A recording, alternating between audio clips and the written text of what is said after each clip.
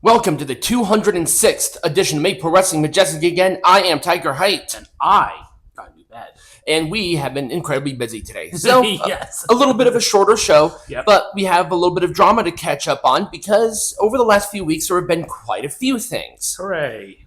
But the first one, we obviously have to talk about Gail Kim. Yes. Because Gail Kim put out a series of tweets where, it was an opinion.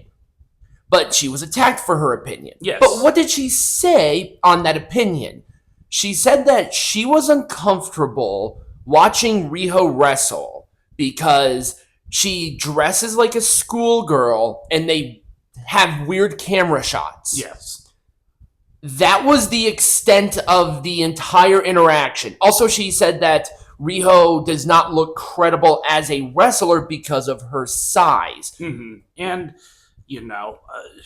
people are making all sorts of comparisons and shit. I mean, this is just blown up. Exactly. There have been a couple of reporters that said that Gail Kim reached out to AEW for a contract, and here's Gail Kim saying, no, that never happened. That absolutely never happened. In fact, she was contacted to join AEW by Sanjay Dutt. Mm-hmm. So, wrong, incredibly wrong, out of nowhere wrong, integrity shot, fuck you.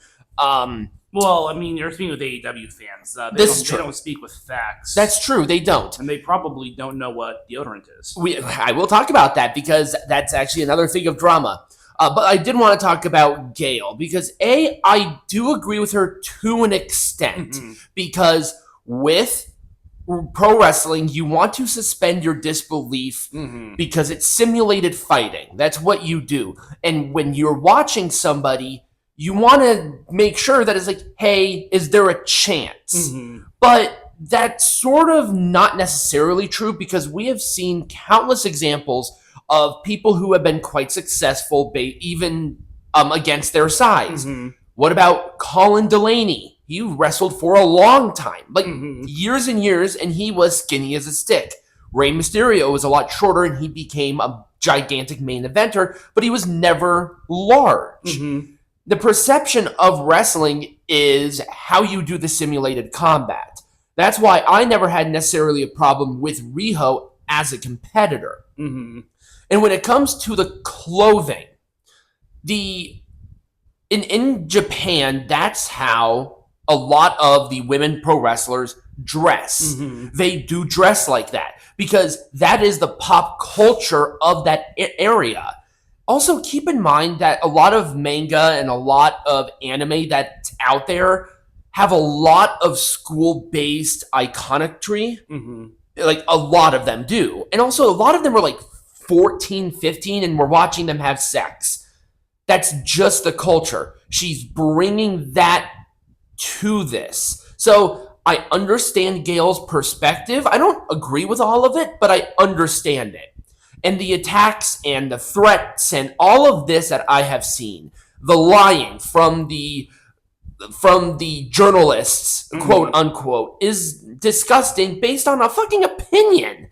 Gail Kim she's a pioneer in wrestling. And Kenny Omega, fuck Kenny Omega, because he said something disparaging, trying to bring it back to TKO for God knows what reason. Right. Because he's a retard. He's a screaming retard. I'm just tired of it, man. I'm tired of the lies. I'm tired of people who can't just voice a fucking opinion. I mean, that's the slings of discourse when it comes to the internet. It's something that we have to expect, but it's getting out of hand. Now, Peanut Gallery did bring up something, and that is cleanliness. Cleanliness has been a big thing about AEW shows. When Peanut Gallery and I went to AEW shows, I didn't really notice. Mm-hmm.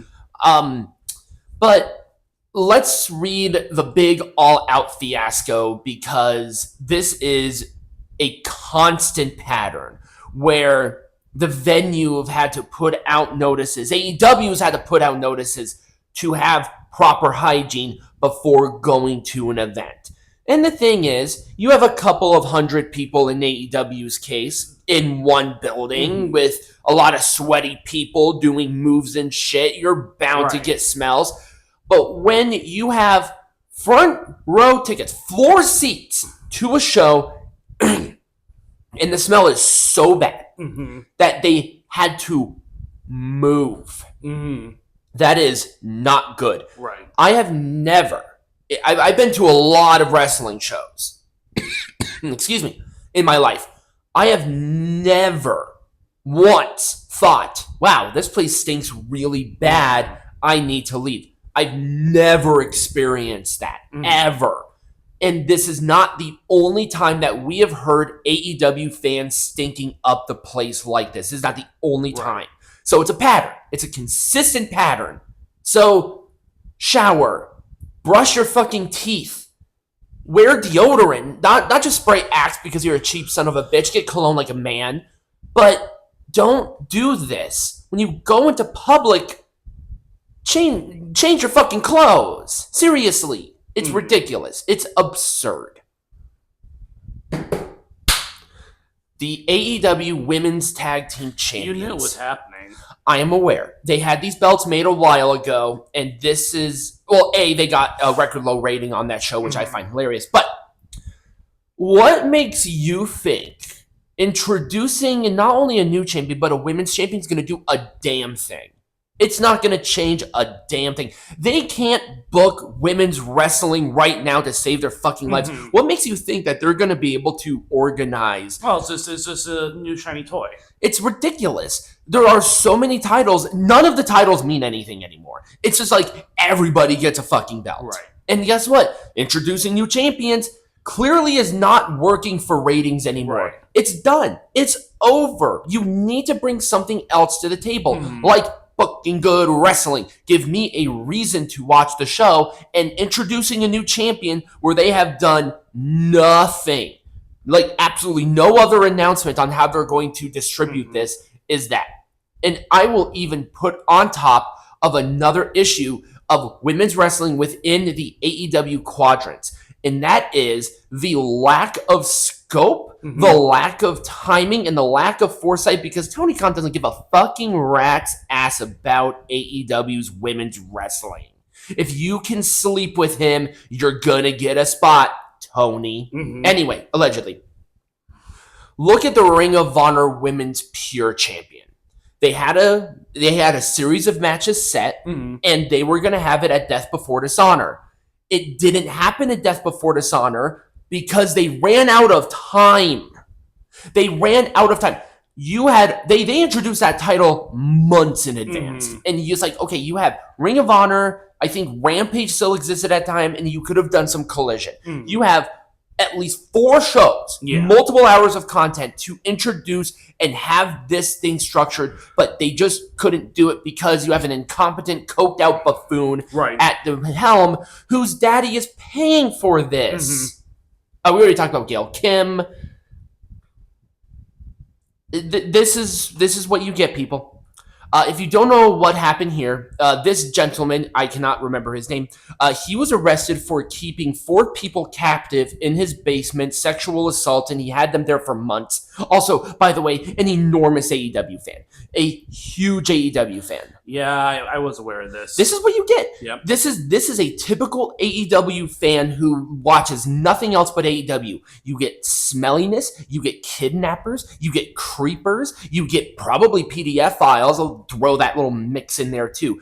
I don't see any other wrestling company that has any of this. That's a pretty hot take you just said there. I don't give a shit. It's a pattern. It's a pattern. It's constant. It's always fucking there. And guess what? We'll probably see something else. I swear to God, we're gonna see something else. Another AEW fan doing something absolutely abhorrent. This is not just, graping somebody. This is keeping people captive. Yeah, that's not good. This is horrible. Yes. Horrible. And I don't want to make light of the situation. I'm glad this guy has been arrested. Yes. But come on. Come on. I saw people trying to defend, not him, but saying that he was just a wrestling fan. No. He went to conventions with AEW people. He took a picture with Tony Khan and Luchasaurus. He was in a picture with Tony Khan and Luchasaurus. And all of his social media is everything AEW. All of it. Every single thing. Fun stuff. And we are going to end this with Masha Slamovich. So I'm sure Peanut Gallery is aware I'm of this. aware of the situation. So if you do not know that Masha Slamovich has been accused by her former partner Akira, who is another pro wrestler, of physical and emotional abuse. Masha was pulled from multiple shows, including a Knockouts World Champion match. It was supposed to be versus Ash by Elegance, but Ash got injured or she was unable to compete anyway, so the match would have been canceled by that point. This was Masha's response. And this is how you do this correct. She said that she does take responsibility for part of the issue. Well, there's two sides to every story. Right. But she did say that it was a mutually abusive relationship. Yeah. Now, the pictures... And now that she's more well-known, of course this has to come out, because that's usually how these things work. Exactly. She was starting to finally... she already had the momentum. I mean, she was already Knockouts World Champion for years and years, and nothing came out up until now. Mm-hmm. I do not know when their relationship ended, but... the pictures from Akira, I am leading out to scrutiny because he is a pro wrestler. Mm-hmm. Now, Masha did say that it was a mutually abusive relationship. Which I can believe. So I'm going to... There's always two sides to every story. Right. What they're going to do with Masha at this point, I do not know. They're probably just going to let him mull over, and they're going to settle it privately. But I think she'll be back sooner rather than later. You think so? Yeah, I will. Well, because she took responsibility. Yeah. This is the appropriate way to do this. Now, if you have the other side, it's not like she denied it. It's not like she's like, oh, he's a liar. Right. That's not what's going on here. She is in taking responsibility. Yeah. She did apologize to Akira because they had the text threads, and I recommend looking it up. It's a huge Dropbox, so if you see it in the Dropbox, it's like a bunch of it. So I'm glad that at the very least she can do this, take some time away from wrestling, see what happens, learn from this. You know, I think in part of it is, now this is a different dynamic because it's a female against a male, and usually with abusive relationships, men don't tend to come out because there's that stigma. There's a stigma, yes. I think this should hopefully open the door for other male abuse victims. We also have personal relationships with somebody who did something very similar in a different context, but that's a story for another episode. But I think this coming out of this is if you did have this, take responsibility, but also speak out sooner rather than later. You're going to have a much easier time proving it. There's no shame in doing it for men or for women, and let it speak your truth. Yeah. If you think this is something that is an abusive, and I will say there was abuses there. I mean, there was definitely emotional manipulation on the part of Masha from the text thread, and she did say, yes, that was me. But, you know, that's it for drama. I'm hoping we can take something good away from this. Shower, don't kidnap people, and don't hit people if they don't want that. If that's their kink, fucking awesome. But you know what? That's a story, once again, for another day. Yes. When we come back, we got some news. A little bit, yeah.